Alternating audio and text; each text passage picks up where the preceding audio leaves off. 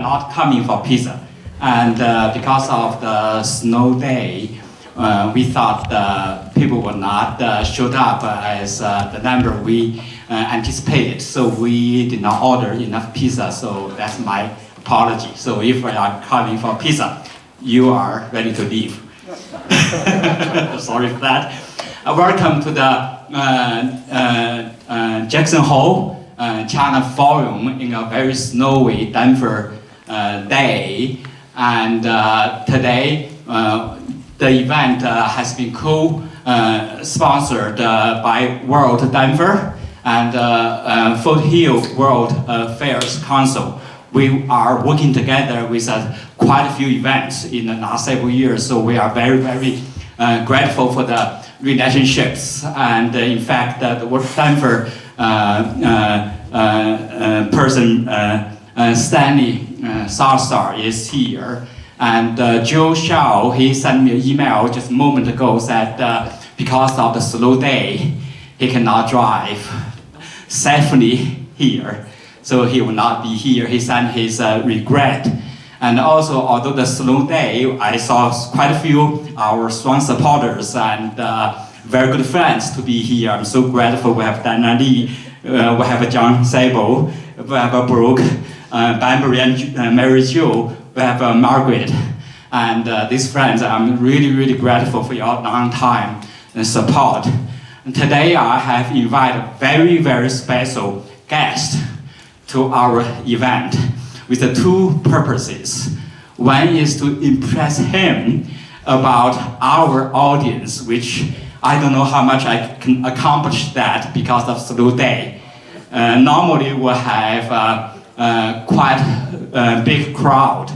We have over 125 people signed up for this event. So I thought, that was an opportunity to show the special guest how well we have been working with the community. The second purpose is to impress the audience how lucky, how wonderful, how blessed the school, Korbel School, is. Because we now have a permanent dean after a couple years of acting.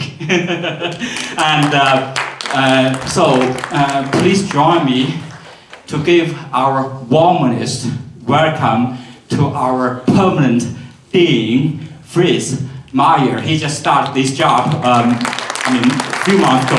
Here is our dean. Thank you.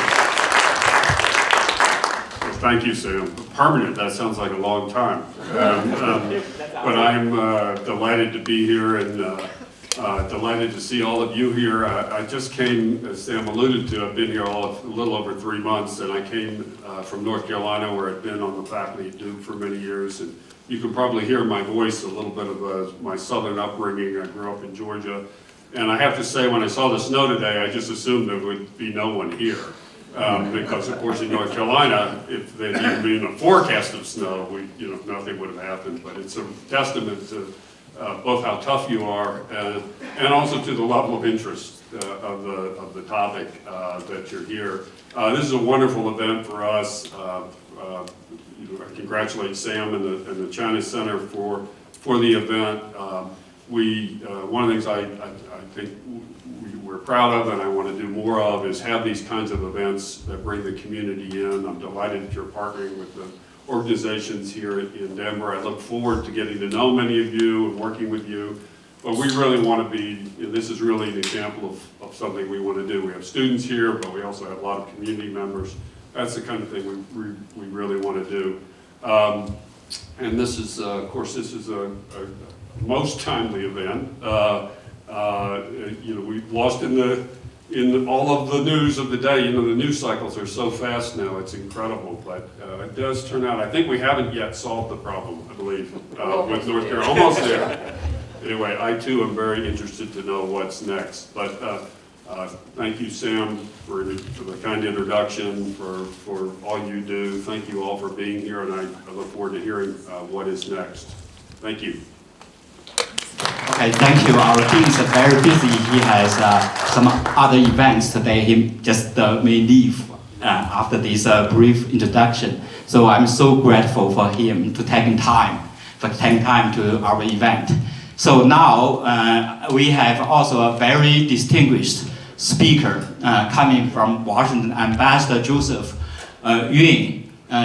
From the bio we post, you can tell he has a very, very distinguished foreign service career for 33 years in the State Department before his retirement a year ago. And he has tackled some very tough jobs. One of the most tough jobs, I think, is to dealing with those North Koreans. And before that, he was ambassador to Indonesia and accomplished quite successful presidential visits there and put together some very wonderful programs for the US and the South Asian countries.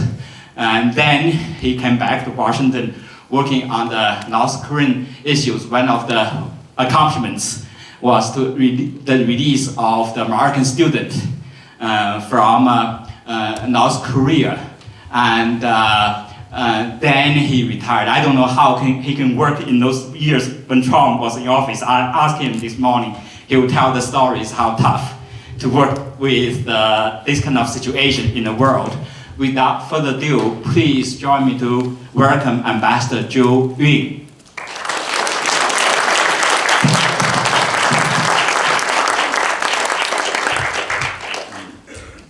Actually,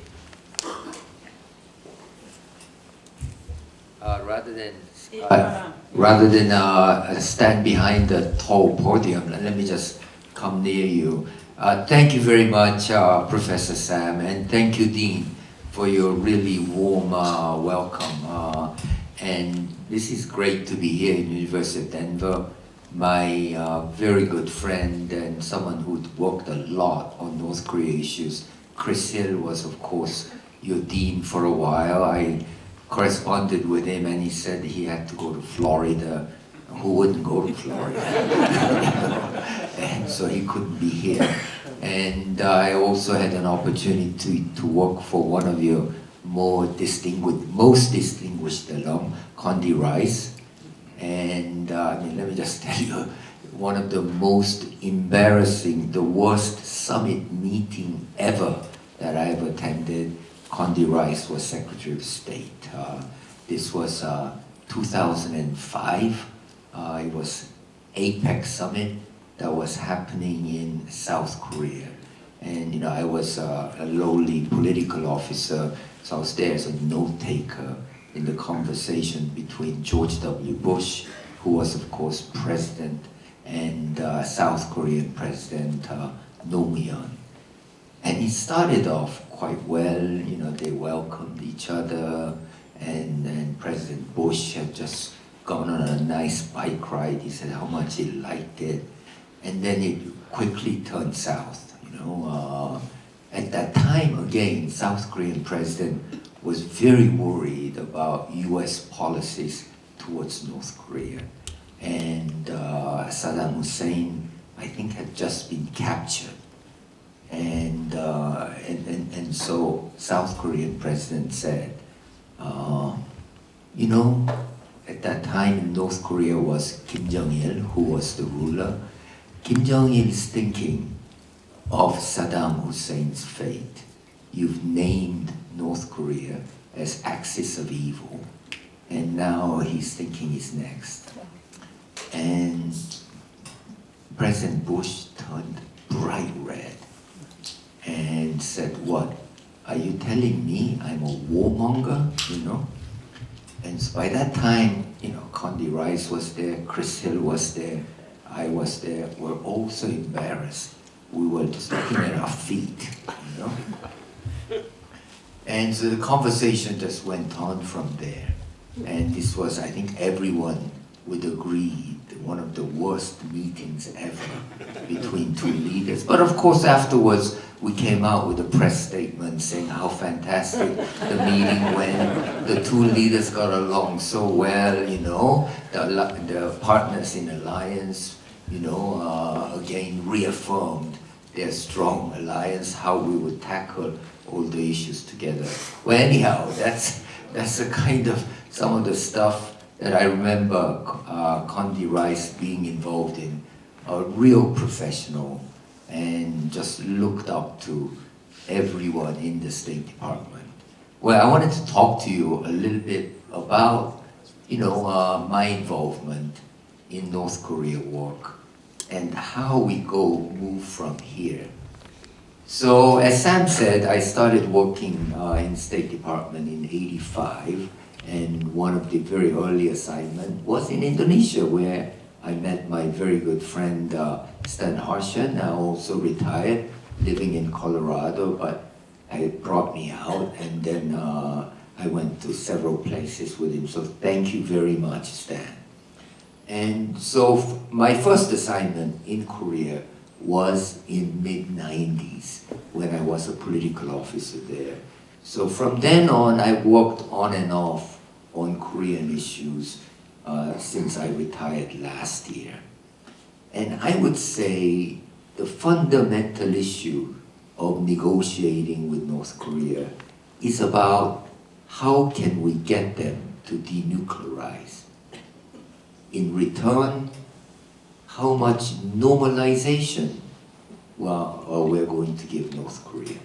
Normalization, economic normalization, having normal economic relations, normalization in having diplomatic normalization, having embassies in each other, and political normalization that we're no longer enemies.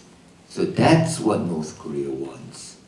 What the US wants is to get rid of their nuclear weapons. So that is the fundamental issue between the two. How much normalization for how much denuclearization. So when I took the job in 2016, middle of 2016, we were, no longer speaking to North Korea. It was a period known as Obama administration strategic patience. And strategic patience just means you're not doing much, And so that period continued. And of course, in November 2016, with an election, we elected Donald Trump, and there was obviously going to be a big change come January 20th, which is when the new administration takes office. So as soon as Trump got elected, I did call my North Korean diplomats in New York. As some of you know, we call that New York Channel because we typically, State Department, correspond through their UN mission in New York, and they then correspond with Pyongyang, gets a response back. So I did ask them, will you please now, we need to start making some preparation for the new administration coming in. This was mid-November or so, as soon as we found the election result.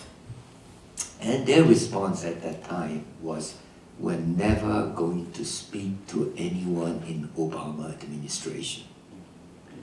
And it's a little bit of surprise because Obama is obviously far more progressive. He came into office saying he wanted to engage countries like North Korea, Myanmar, Burma. He wanted to engage the former enemies.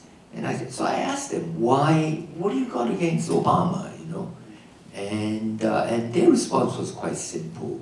They said in early 2016, Obama had given an interview, YouTube interview. It was a long interview in which the interviewer asked various questions, among them, what do you think we should do about North Korea and how to handle it? And Obama, being quite frank and honest, said he really didn't see that in the long term there is any solution but regime change. And so the North Korean then told me, if you believe regime change is the only answer, why on earth would we speak to you? And so I did try hard, and in the intervening couple of months between then and January 20th, I even gave them some assistance, but they wouldn't do it. But come January 20th, they did start wanting to talk. They did want to talk with Trump administration, and I was able to arrange a visit by a North Korean delegation to come to New York from Pyongyang. And so they were due to arrive sometime in second half of February. And in fact, one day before they were about to board a plane in Pyongyang to go to Beijing, lo and behold, they killed the brother in Kuala Lumpur in Malaysia. The brother of Kim Jong-un, or half-brother technically, was assassinated in Malaysia. And I used to live in Malaysia. In fact, I did see him once going to a Korean restaurant in Malaysia.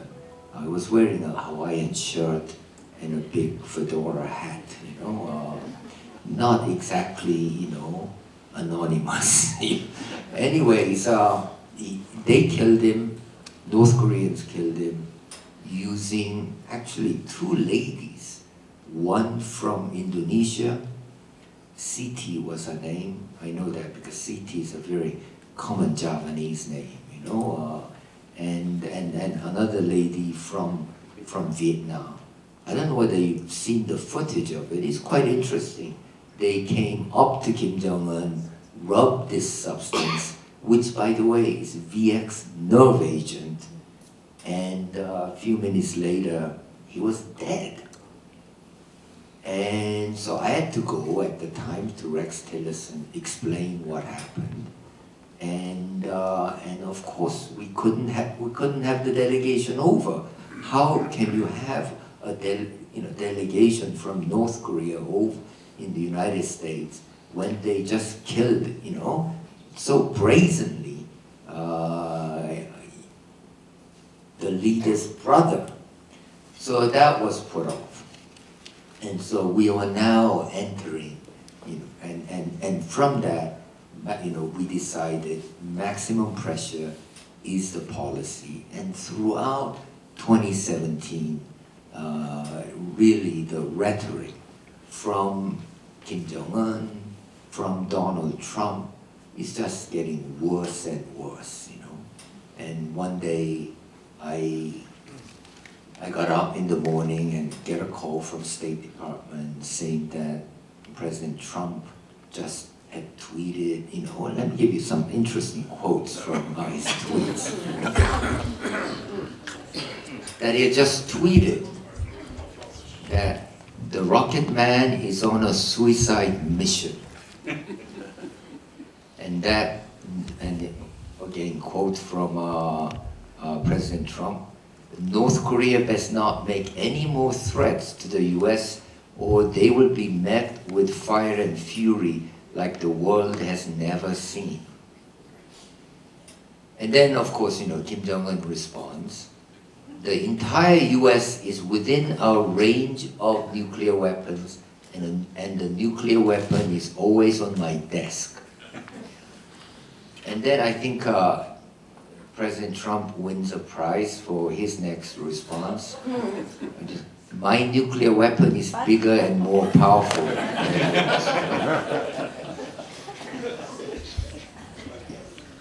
So, what do you do, This is full-fledged fire and fury. And of course you're concerned. You're not so much concerned that one morning Kim Jong-un or Trump gets up and decides, today's the day, I'll press the button. No, that's not so much concern as when the tensions ratchet up, you're going to get miscalculation, you're going to make mistake. Accidents do happen, military accidents. And one incident I was particularly worried over was in Hawaii, if you might recall, there were warnings, and people were seeking shelter, incoming missiles from North Korea. And then quickly, of course, they verified that that was a false alarm.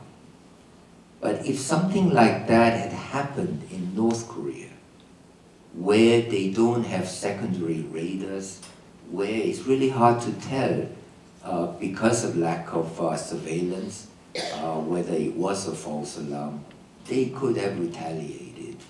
And then you are facing, very unknown outcome. By that time, North Korea had succeeded in testing nuclear device. Their last test, their sixth test, was in September 2016, in which the yield was about 150 kiloton. That is about 20 times the size of the bomb that went off in Hiroshima. And they had also tested intercontinental ballistic missiles that is capable of hitting most everywhere in continental United States. Now, it's not so sure even now whether North Koreans have been able to miniaturize nuclear device so that it can fit it in a long-range missile.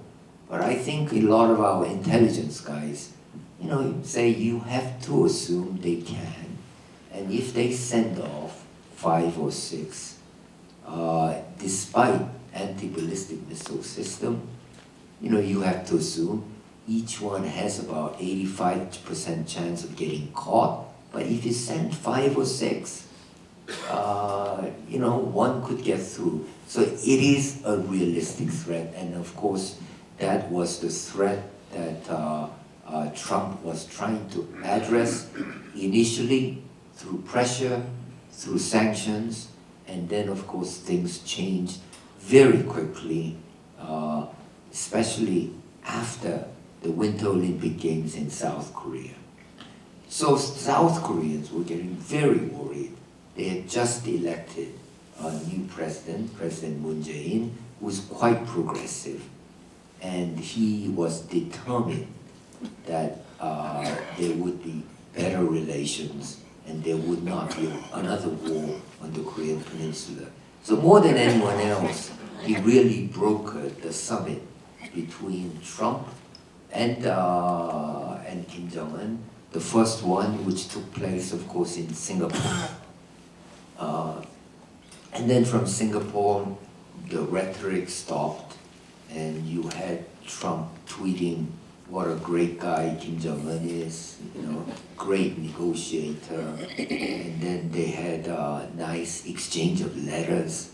And I think President Trump said, I'm in love. Strange but true. And so we got to a situation, so let's kind of assess. Has it been successful? Has it not been successful? I mean, we have two ledgers. The US ledger on the one hand, North Korean ledger on the one hand. For US, and for everyone I would say, tensions going down is a good thing. There's no more likely accidents, what is it? Winston Churchill said, Georgia is better than war, right? Something like that. I guess you have to have a British accent, And so tensions going down is a good thing. The real only kind of deal they struck, I wouldn't even call it deal, but an agreement, is that US would not conduct joint military exercises with South Korea. We would put suspended. In return, North Koreans would suspend their nuclear tests and their long-range missile tests. And those are also good things. What it does not address is the fundamental problem that North Korean nuclear weapons, they are increasing. Their nuclear material, fissile material, are increasing.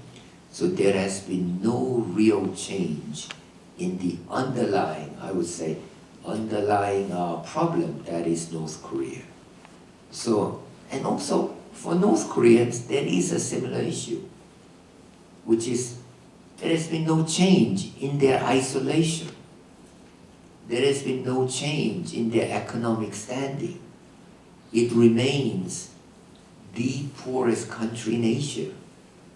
Its per capita income is about $1,000.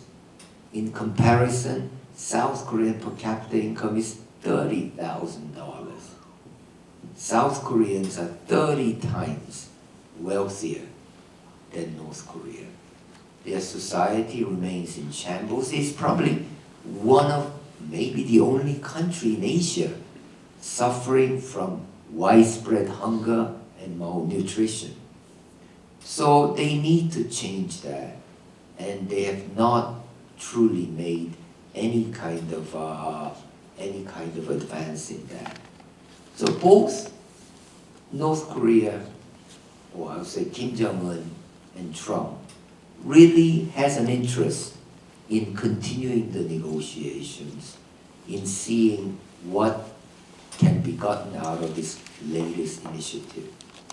I would also say that within the United States, Trump's policies to North Korea is broadly accepted.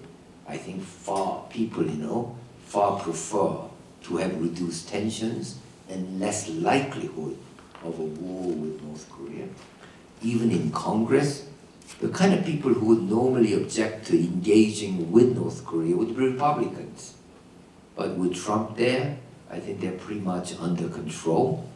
And Democrats and anti-war folks, they would rather see engagement, although they complain, of course, about Trump's unpredictability. But still, I think they would rather do negotiations and rather than do anything else. So in general, I do think there is underlying support for Trump's policies, even though people remain afraid that can he turn on a dime, Trump that is, and also what you're giving North Korea. I would say one big thing North Korea has gotten is Kim Jong-un's legitimacy and kind of almost respect. It was only a year and a half ago when you saw Kim Jong-un, he kind of looked funny, little chubby and bad haircut, but now people seem to accept him. He's had, 3 meetings with Trump, 5 meetings with Xi Jinping, a meeting with Vladimir Putin, and the Japanese Prime Minister is begging him to see him, and he's telling him, not quite. So he's gotten degree of legitimacy, and now people see him as part of regional statesmen, kind of conducting statecraft. So I do think he is more confident than ever, and clearly, if you were to give a round by round grade, I think Kim Jong-un has done very well. And Professor Sam is saying also China has done very well. China was genuinely worried about what on earth is going on. Remember, this piece of real estate, that is their frontier, that's their border, is a very sensitive border. And China has always wanted to make sure that North Korea was not hostile, that North Korea was part of its own sphere of influence. And I think more than anything else, for China, stability in North Korea is very, very important, more important than North Korea having nuclear weapons, I believe, So for China, it's done pretty well. South Koreans in general are relatively happy. I would say only ones who are uneasy are the Japanese. Because there's been no shortage of short-range missile testing. So essentially, this is a sustainable situation for Trump. It is probably sustainable if there are no more nuclear tests and then no more long-range missile tests. Now, the whole thing kind of came to play last week. There was a working level meeting in Stockholm, and my successor, his name is Steve Biegun, headed the US delegation, and North Korean delegation was headed by their own diplomat, Kim Myung-gil. And even though the tensions are down, optics have changed, substance has not changed, and really both sides came to Stockholm with the same positions as they previously had, which is on the American side, please give up your nuclear weapons, and after you give them up, we will do everything for you. Trust us, North Korean position is, hell no, we're not going to trust you. You have to give us. Let's go step by step, and let's see where that leads to. So it went nowhere. The meeting again went nowhere, and it lasted less than a day, and they went back home with North Koreans very angry at the outcome, saying US hostile policies have not changed, and so we're going to continue unless you guys change. I think that the deadline they gave them was the end of the year, and so that's the position we're facing. Now, I believe North Koreans made two fundamental mistakes in approaching the current round, that is the Stockholm round, or what to do now. One is they mistook Trump's firing of John Bolton as reflecting, the North Korea softening of the U.S. position on North Korea. I think it's a mistake because John Bolton was fired for many reasons. The principal one is Trump doesn't like him, he also didn't like him over Taliban negotiation, didn't like him over Iran negotiations, didn't like him over North Korean negotiations. True, but so John Bolton leaving, makes a tiny bit of difference. It's not going to make a difference in the initial round. The second mistake they made is the days before the meeting in Stockholm, they tested submarine-launched ballistic missile, SLBM.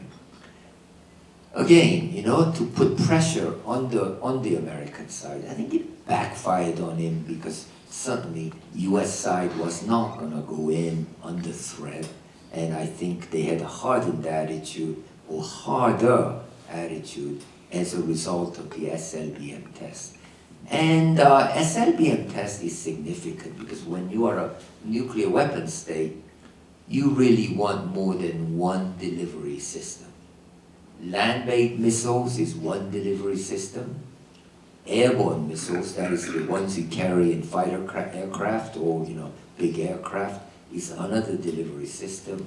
And then the last one is submarine launched, and where you can go underwater and fire them. And so North Korea having this capability is a very, very dangerous development. So the two sides got stuck, and they just abruptly ended even less than a day. So there was an interesting, press release from North Korean side, which was just full of venom, anger, end your hostile policy and so on. In contrast, the American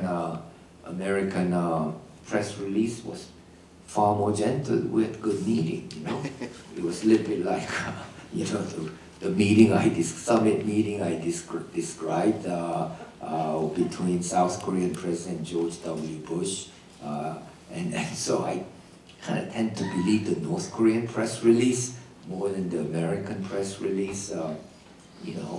When couples fight, one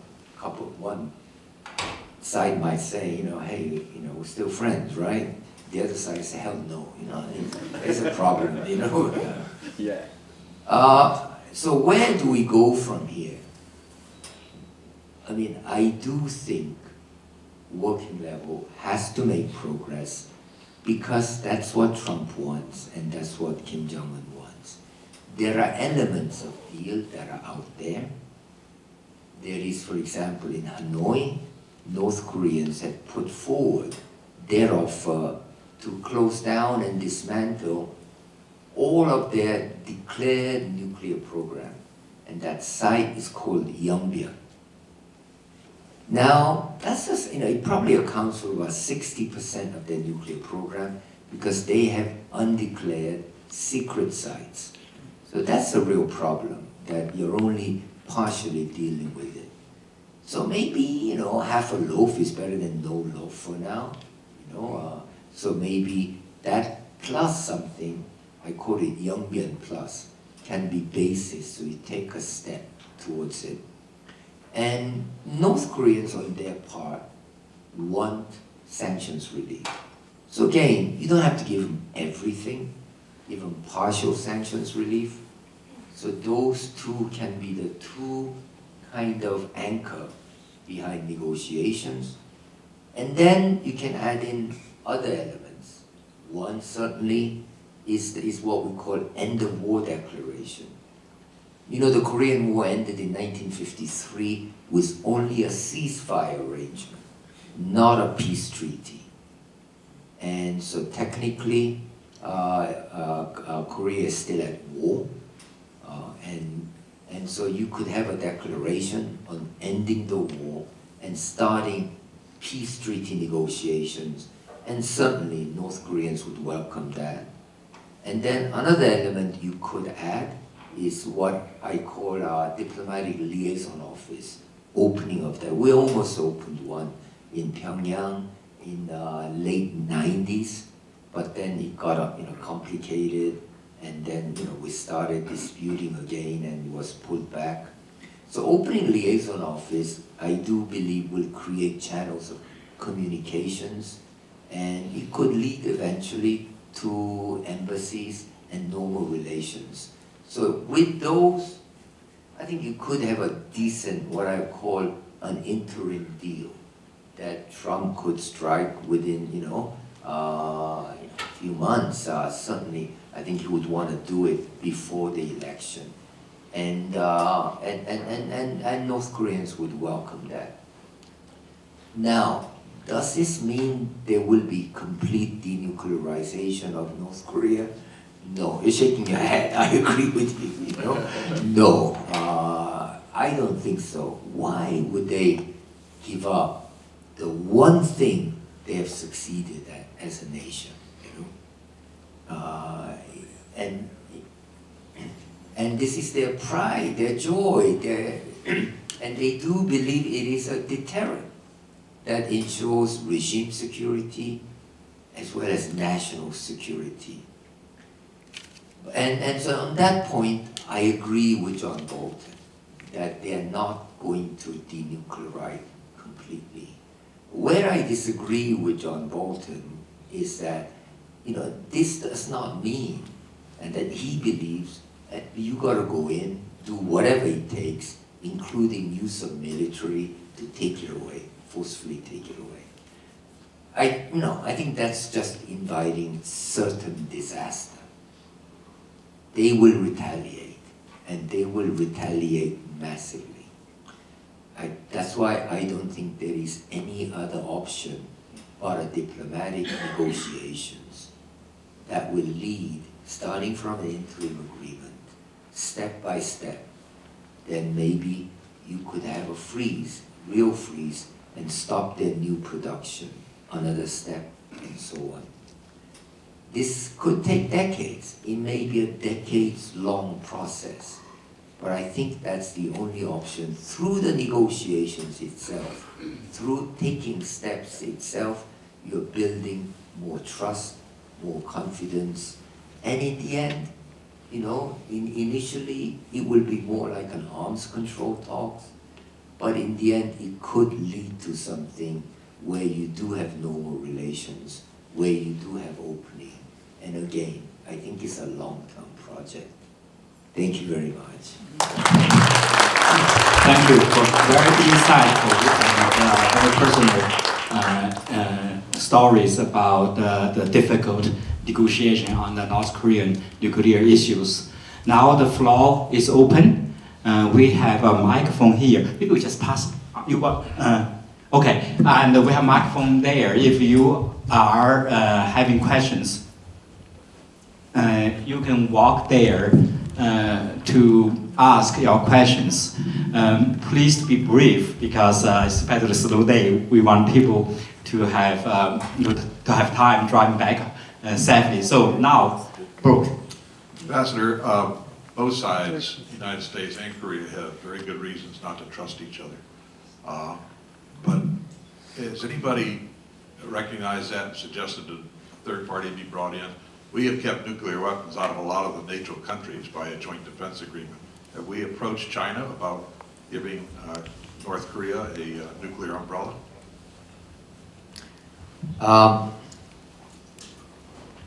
So that's an interesting question and I'm completely with you. I think the burden has been too much on the United States to deal one-on-one with North Korea. Now, for North Koreans, they do want to deal with one-on-one. Their position is, we have no problems with anyone. You know, it's you we have problems with. And so whenever like South Korea tries to get in, they want to sideline them. China is an interesting case, and China has huge stakes in it. And my belief is China has a role to play, and they have not played it properly in denuclearization of North Korea. They were, of course, chair of six-party talks. But China also wants to say, well, this is a US-North Korea problem, you know? For China, they obviously don't want nuclear weapons in North Korea, but what is more important to them is stability there. So they would rather have nuclear North Korea that is within their sphere of influence than non-nuclear North Korea that is friendly to US or something else. So China is in a tight spot. Ultimately, what I would like to see is four-party talks with US, China, North Korea, and South Korea trying to work these things out. You know, as a negotiator, it is always much more burdensome to come back home and say, well, this is the issue, let's make a decision. And it's far easier if you say, well, there are four parties, all the other three want this. And so then you go along with consensus. This is why I think it's more, you know, there will be a different dynamic if there is more than two countries involved. Okay, Paul Yadi, Professor. Yeah. Yes, Mr. Ambassador, the question I have is how the North-South dialogue fits into all of this, whether it's working on confidence and security building measures, transit in terms of trade and exchange of people over time, quite apart from the nuclear question, how one would achieve unification on the Korean Peninsula, or is that so far away? And just as a postscript on that, I remember 6 months before the end of the Cold War, I was asking a German representative about the unification of Germany.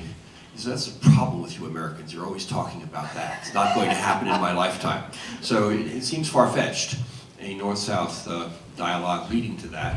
On the other hand, I still ask the question. Thank you. Yeah.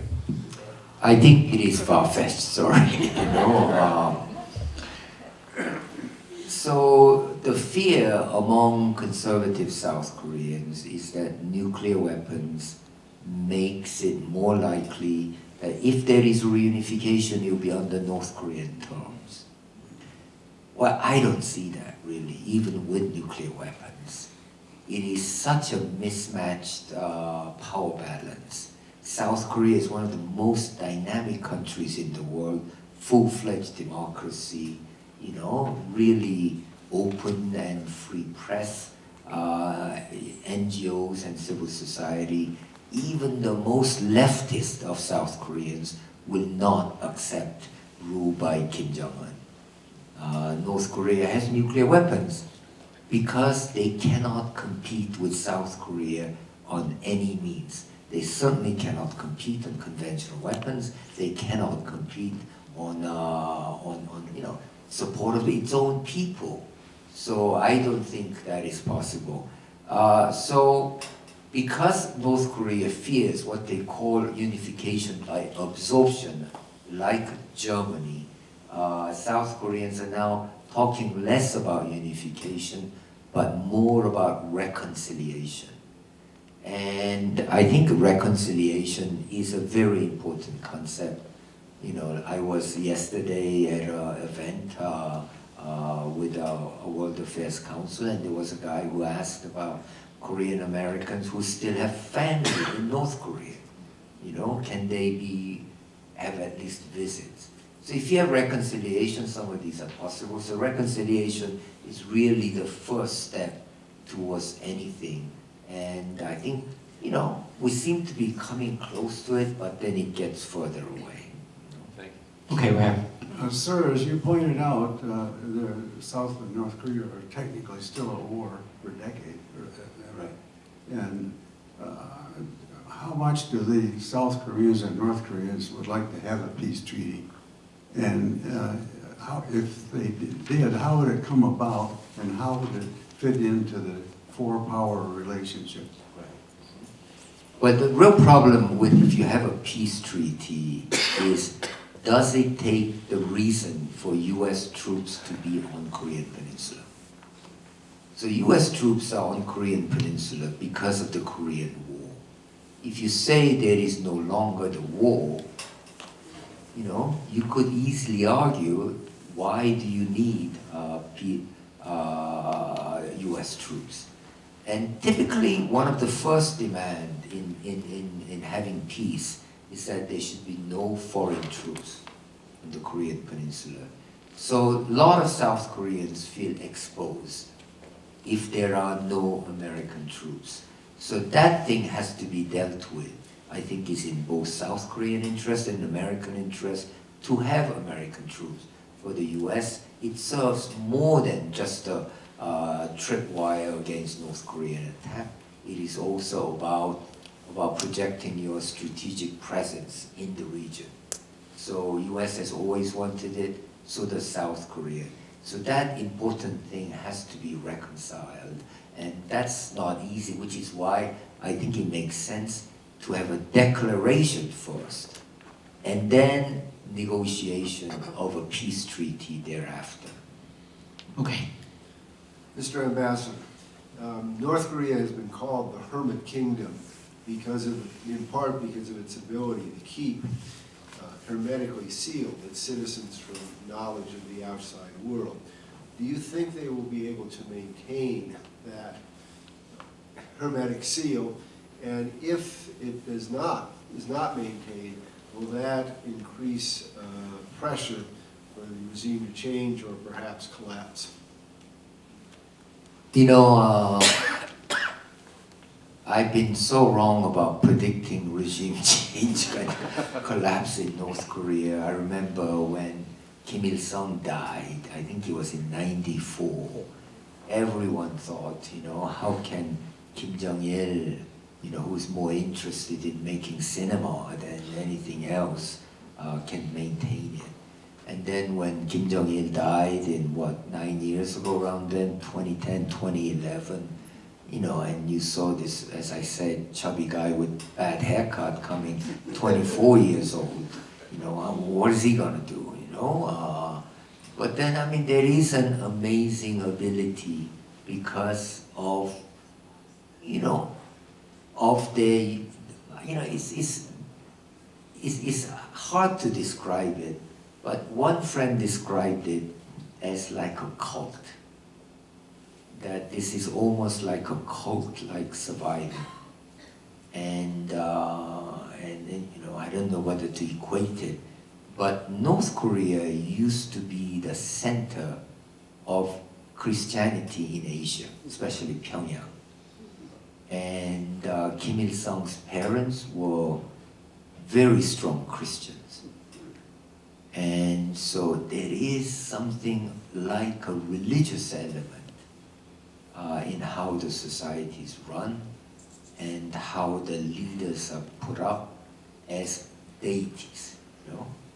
And so I think it is stronger than we think, and to assume that North Koreans all want to give up except for very few on top, I think it's a little bit a mistake.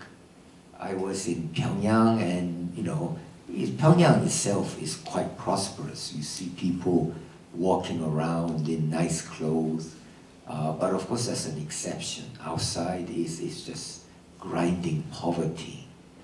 And so I mean, you have this inequality between South Korea and North Korea. One thing for sure is if there is a reunification, North Koreans will be a second-class citizen within Korean Peninsula. You know, Samsung will have them for lunch, you know? And they know that. And so to imagine that all North Koreans are yearning to join South Korea, I think there is a bit of a mistake, I think, you know? Yeah. Mr. Ambassador, for so many years, both Republican and Democratic administrations in the U.S. have taken this all-or-nothing position that North Korea must totally denuclearize. So how do you see any future administration backing off on that demand? Well, like anything else, you know, you have to, you know, if you are a negotiator working on this issue, you have to try to make it consistent. I mean, we all know, even the current guys know it's not going to be all or nothing. So you try to compromise, and this is where wordsmithing gets in, you know. You have an agreement in which you agree that the eventual goal is complete denuclearization. So, you know, you agree to that, and you can even have a roadmap towards complete denuclearization. But, you know, don't be surprised if it doesn't get implemented. But just because, you know, you know, at a certain stage it doesn't happen, I don't think you give up on it and change the policy completely. But rather you continue with it. And if you give up on denuclearization, I think that's a terrible disservice to one of the most successful arms control, you know, globally, which is non-proliferation. You know, when the NPT was signed in late 60s, who would have thought that, you know, by now we would still have only the 4 legitimate nuclear weapon states, US, UK, Russia, China, and France, sorry, 5, P5. And then the only ones that have been added are India, Pakistan, and Israel, and possibly North Korea. I mean, remember in the 70s, South Korea had a nuclear program, Belgium had a nuclear program, Netherlands had a nuclear program, in Taiwan had a nuclear program, Indonesia had a nuclear program, and still, you know, even now, you know, we've gotten essentially maintained it to P5 plus very few. I think if you give up on North Korea, South Korea will want to be nuclear, and then Japan will want to be nuclear, and you're going to have a mess, you know, and that's the end of NPT. And I just cannot subscribe, and I don't think anyone, Republican or Democrat, would subscribe to that. Ambassador, you've laid out some very insightful next steps that I think are very creative. My question comes from my background in intercultural communication. And I've often wondered, isn't there a role of understanding each other's culture in terms of taking some of those next steps? I think America has a tendency to view other parties as having the same individualistic views, the same views of hierarchy and uncertainty avoidance, but maybe we should walk in the shoes of an Asian or North Korean culture to better understand ways that we might put forth some of those opportunities to discuss. Yeah. I completely agree with you. I think it is very important to always, you know, think about what would you do if you were them, you know? And you do too much of that, then you know, there is a disease that State Department is known to suffer, which is called clientitis, you know, but we don't want to go, you know. But still, I agree with you, especially with North Korea.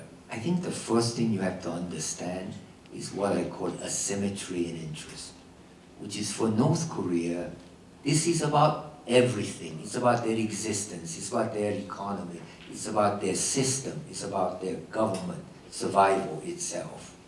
For the United States, well, it's one of the many problems, you know? And so this has been a big problem. North Korea has been consistent, and because its interest is everything. For US, we have changed now and then depending on the government. So I think to understand the asymmetric position, to understand the culture behind their survival mode is very, very important. Thank you very much. Many of us are concerned about President Trump's knowledge and lack of using diplomats and the State Department and diplomacy. Do you truly have faith that his system... Is it a yes or no question? Do you have faith that his system will be effective, or are we going to have to wait for the next president? I think, I mean, on this particular issue alone, on North Korea, as I said, I think there is a lot to like, you know, the fact that he's given up on pressure, the fact that he's willing to talk to the, to the leaders. I mean, that opens a lot of doors when the two leaders open, there's no question about it. What I am worried about is, does he have any fundamental beliefs on, say, denuclearization, you know? Or is he willing to settle for a poor deal in which we let North Korea be a nuclear weapon state, and then you do have huge consequences on non-proliferation policy, and you have putting our allies, especially South Korea and Japan, in a very, very difficult place. And so this is, you know, can he do both deal with North Korea and deal with what I call alliance management, you know, managing South Korea and Japan. I mean, South Korea and Japan are now caught in this weird, you know, war, not war exactly, but fight between themselves over history issues. I mean, this thing would never happen in any previous administration I can think of, because relations between South Korea and Japan are fundamentally, of value to the United States. So I worry not just about negotiations with North Korea, but a bad deal, the consequences to our alliances, and consequences to American credibility. Thank you. Thank you, Ambassador. So we've seen that with North Korea, regime change is impossible both externally because nobody wants to touch North Korea for obvious reasons, and internally because they've proven to be extremely stable and resilient. And so my question is, going forward with North Korea, like you say, negotiations is probably the best sort of course moving forward. Is there any sort of prospect of improving the human rights situation in North Korea with that being given? I mean, the simple answer is no. There is no real prospect that human rights can be improved in North Korea. I think it is probably the most repressive state, certainly I've ever visited. I mean, comparing North Korea's situation with, say, socialist countries in Laos, where I've been to, or Burma, there's no comparison. The level of repression you feel once you get there is out of this world. And I have the question that is often asked is, what does North Korea want? And so this is question, I did ask my counterpart, Vice Minister, and he said, well, we want end of U.S. hostile policies. Well, what on earth does that mean? You know, certainly we've given them before, and by the way, Chris Hill is an expert at that, so-called security guarantee that we will not strike you first, no first strike, you know. But I think what they want is more, and this gets to the heart of the problem. They don't want any interference in issues like human rights, in issues like freedom, in the issues like religious freedom. But, so I mean, is it what they want is American commitment to not to interfere in their internal system? Yeah, I think they want that. But I think they want something more. And this is, they will never admit it, but I think they are worried that if there is a big uprising in North Korea, say it's happened in Syria, you know, for example, or, you know, or in Libya, it will, for regime survival, it will necessitate the government killing masses of people to control. 100,000, 200,000, who knows, you know? If there is such a circumstance, we can very well imagine not just United States, but even China intervening, even South Korea intervening. But if you have nuclear weapons, there will be no external intervention, you know? And so my own suspicion is nuclear weapons serve as guarantor of no external intervention under any circumstance. Last question here. Thank you, Ambassador. Question is there an economic path forward that's a precondition, is nuclear denuclearization a precondition for economic path forward? For instance, Kaesong Industrial Park. I mean, that was supposed to be the bridge to the west, and it really never quite happened. Yeah. Oh, that's you know, it's economic dimension is a key element of negotiations. I mean, clearly for North Korea, poor as it is, what they immediate want is, you know, goods, economic assistance. And that has to be part of it. And so a lot of, I mean, you know, so I don't know whether, you know, Kim Dae-jung, who was really first progressive president in South Korea, he's the first one to really reach out to North Korea. And his fundamental belief is that if we have economic relations, then political relations can follow. And so that hasn't really proven out to be the case. I mean, you know, in a controlled society, they will take and they will decide how to distribute. And even like Kaesong Industrial Park, so you pay, you know, wages in dollars to North Korean workers. They all end up with the government, you know. So that kind of economic assistance has not really worked well. We'll see whether, if there is a real opening, trade is allowed. You know, North Koreans are genuinely allowed to invest. Foreigners are allowed to invest. Whether that will make a difference, I think jury's still out. A lot of people are optimistic that could happen. Okay? Well, thank you very much, everyone. Okay, thank you for such a wonderful presentation. And also thank you all for coming in the Slowy day. And the China Center will have a few more events coming during this quarter. The next big event I want to call your attention is we have invited 4 former consuls general of the U.S. To Hong Kong to come to talk about the current turmoil or crisis, whatever you call it. It's horrible now in Hong Kong. About the implications of the current problem in Hong Kong for the U.S. And for China, it is on November 4th, marking your calendar. I promise that will be a great event. 4 consuls, journal of former U.S. Diplomats who stationed in Hong Kong has first-hand personal experiences with Hong Kong and to talk about Hong Kong issue.